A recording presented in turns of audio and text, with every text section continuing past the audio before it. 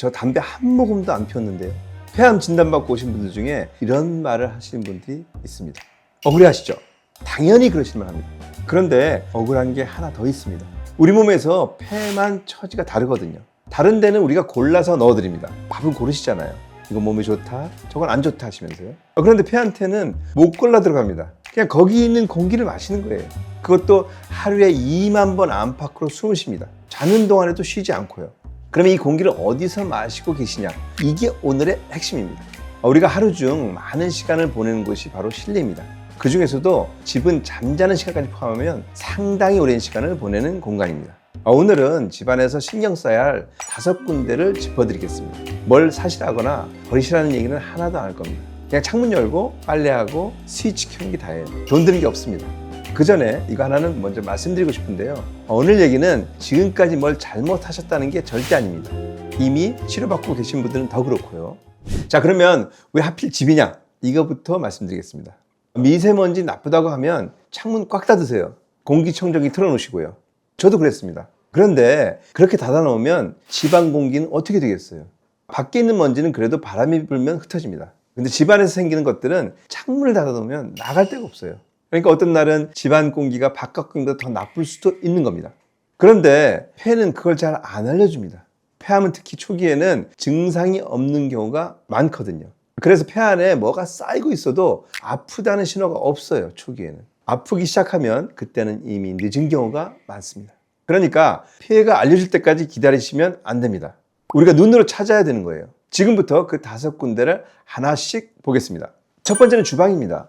여기는 다들 아세요. 기름을 높은 온도로 조리할 때 나오는 연기, 이른바 조리흉이 좋지 않다는 건 많이 들어보셨을 겁니다. 실제로 우리나라 학교 급식 조리 종사자를 대상으로 한 연구에서도 폐암 위험이 높게 나타났습니다.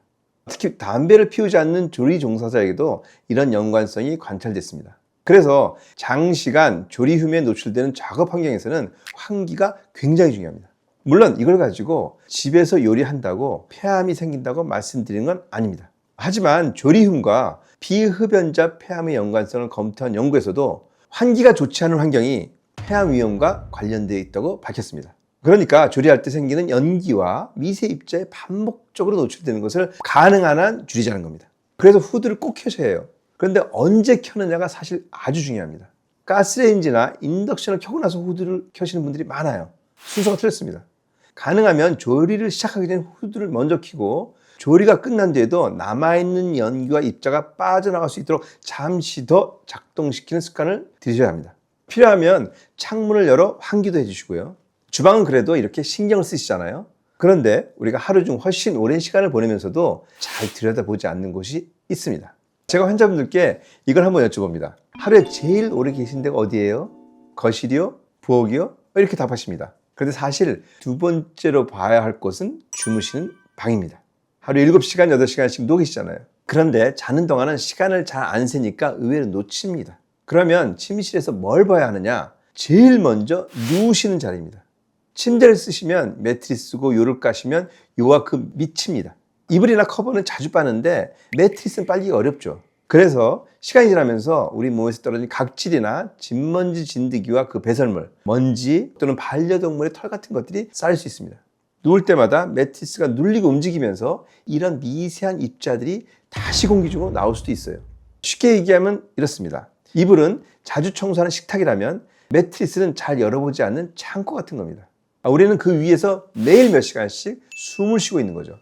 그렇다고 매트리스 때문에 폐암이 생긴다는 얘기는 절대 아닙니다. 솔직히 말씀드리면 그건 과장이에요. 다만 진먼지 진드기나 곰팡이 같은 실내 알레르겐은 천식이나 알레르기성 호흡기전을 악화시킬 수 있기 때문에 침실 환경을 깨끗하게 관리할 필요는 있습니다. 특히 항암 치료 등으로 면역 기능이 떨어진 분들은 곰팡이 같은 환경 노출을 좀 더 신경 쓰셔야 합니다.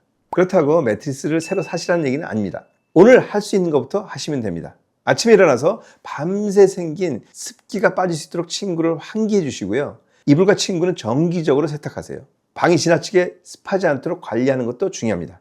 진먼지 진드기 알레르기가 있는 분이라면 매트리스와 베개에 알레르겐 차단 커버를 사용하는 것도 도움이 될 수 있습니다.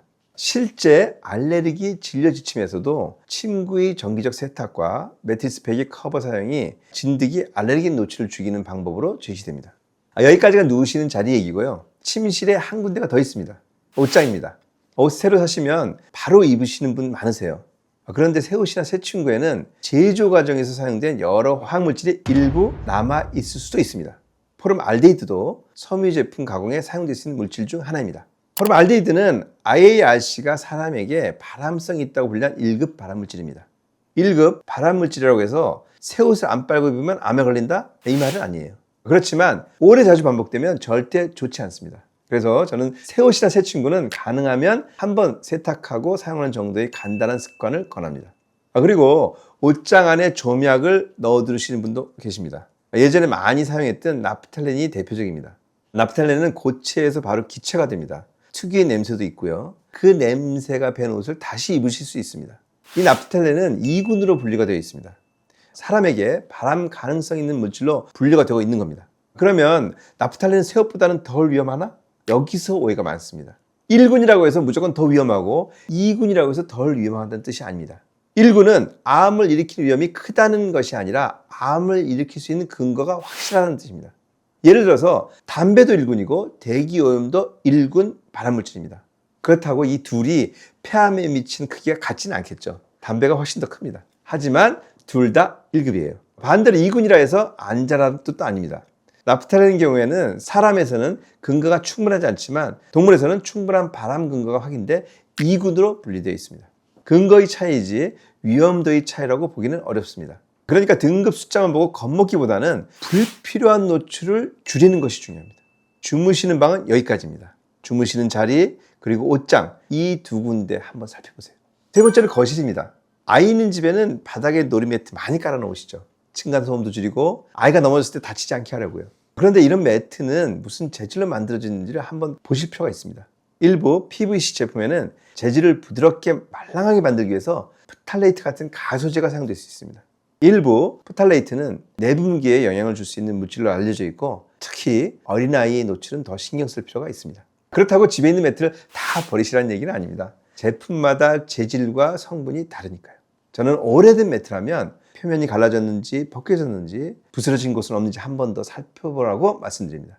많이 손상됐다면 그 성분이 조금씩 변화할 수 있고요. 그러니 교체를 생각해 보시고 아이들이 생활하는 바닥은 먼지가 쌓이지 않도록 자주 닦아주시면 좋습니다. 천으로 된 소파나 카펫도 마찬가지입니다. 먼지와 진먼지, 진드기 같은 알레르겐이 쌓일 수 있으니까 정기적으로 청소해 주세요. 그리고 화분 대신 두시는 조화, 그러니까 가짜 꽃도 많이 두시는데요. 이것도 걱정하시는 분들이 있는데 조화 자체를 암의 원인으로 걱정하실 필요는 없습니다. 다만 먼지가 많이 쌓이기 쉬우니까 가끔 닦아주시는 정도는 필요합니다. 네 번째는 욕실입니다. 여기서는 딱 한 가지만 기억하시면 됩니다. 곰팡이가 잘 안 지워진다고 락스에 식초나 산성세제를 섞으시면 절대 안 됩니다. 락스의 주성분인 차염소산 나트륨에 산성물질이 섞이면 염소가스가 발생할 수 있습니다. 이걸 들이마시면 눈과 목이 따갑고 기침이 나고 심하게 노출되면 호흡곤란이나 폐 손상까지 생길 수 있습니다. 락스 자체를 쓰지 말라는 얘기가 아닙니다. 제품에 적힌 사용법과 희석법을 지키고 다른 세제와 섞지 않고 환기하면서 사용하시면 됩니다. 욕실에서는 이것 하나만 기억하세요. 락스는 다른 세제와 섞지 않는다. 여기까지 네 군데를 말씀드렸는데요. 마지막 하나가 남았는데 이건 저는 집에 아예 두지 않습니다. 다섯 번째, 마지막입니다. 자기 전에 방에 향 하나 켜두고 주무시는 분들 계시죠? 향 좋다고요? 저는 집에 가능하면 향 나는 제품을 두지 않습니다.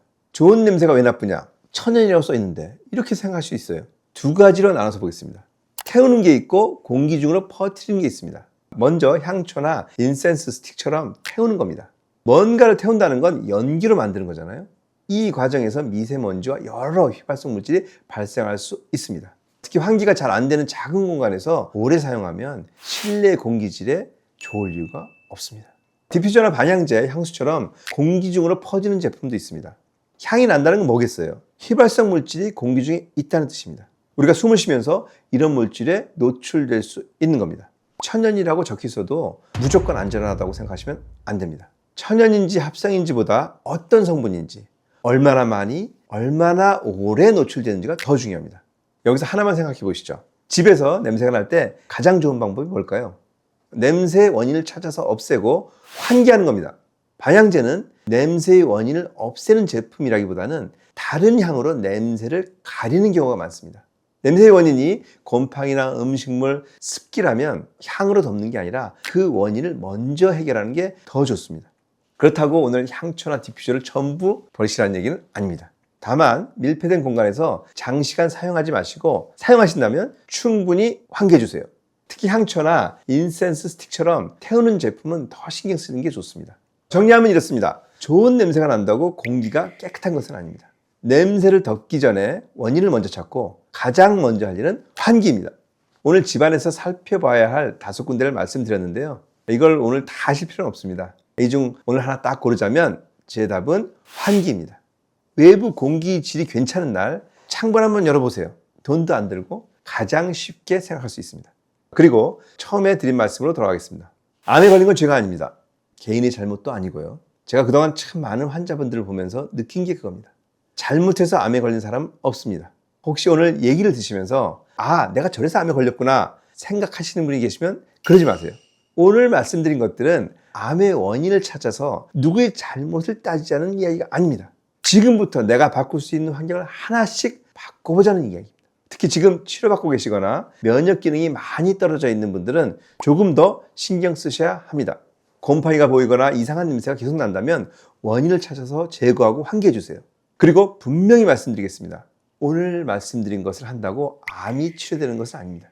폐암을 예방할 수 있다고 단정할 수 없습니다. 다만 우리가 매일 숨쉬는 환경에서 줄일 수 있는 불필요한 노출을 줄이는 것, 그건 오늘부터 할 수 있습니다. 거창하게 시작하실 필요 없습니다. 오늘 하나 하셨으면 됩니다. 내일 또 하나 하시면 됩니다. 그리고 하루하루 가시면 됩니다. 옆에서 암이랑이 같이 하겠습니다. 환자가 포기하지 않으면 의사도 포기하지 않습니다. 김삼환이었습니다.